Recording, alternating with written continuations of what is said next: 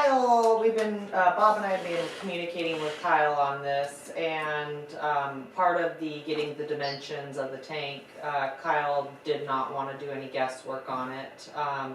So we decided that we needed to do a little bit more work on digging around it, which we decided would be best in fall.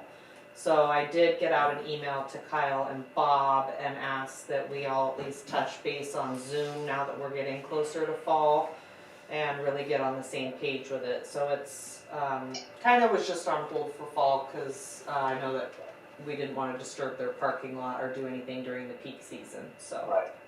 Yeah, just want to make sure you understand as well. So that's peak season. That's why we're putting off Yeah. the fall.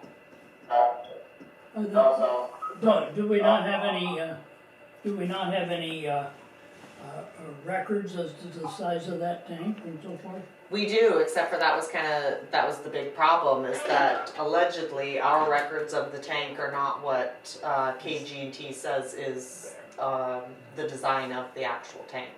So that's like a majority of the problem. So we need to check and see visually and with dimensions and full inspection that KG&T's claim to our tank layout is as different as we think that it is. So yeah. Once again, yeah, we question what we have on paper with what's in the ground. Yeah.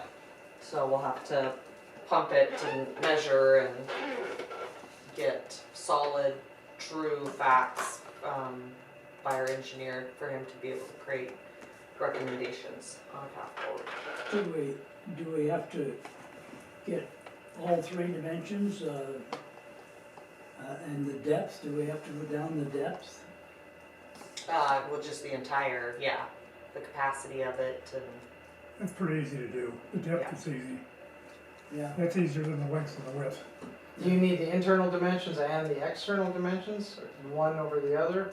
I don't know, that would be up to Kyle, but I will make sure that when we meet with them, that I ask that. That'd be easy too. Well, I mean, if you only need the internal dimensions, Well, there's Well, you ways to shoot that without digging. Well, yeah, it's, you have to dig it up to Well, get to it, get- yeah. And then at the bare minimum, the riser needs to be installed, and that's a good majority of the digging, because that needs to be traffic rated. Right. But, not like a whole unearthing of sorts, but, Jesse, we want to add that's a proper riser that's street rated for the weight of those trucks. If it has a riser in it, I'm not sure that it's the proper rating for what trucks are driving over it. yeah. So, That will sound like, that will continue to move forward. The phase one water improvements, I think the claim support, we have received that info from Riviera, so that's on the agenda for discussion later, so maybe we table that for discussing at that time. Otherwise, the Riviera is working through the rest of the improvements on the water project.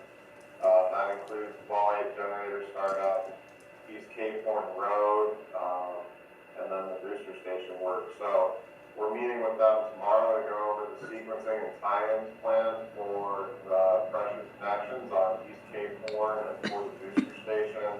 And then they'll be able to proceed with the booster station startup. And that's, I'm guessing by the next board meeting, we'll be talking about a substantial completion walkthrough, hopefully.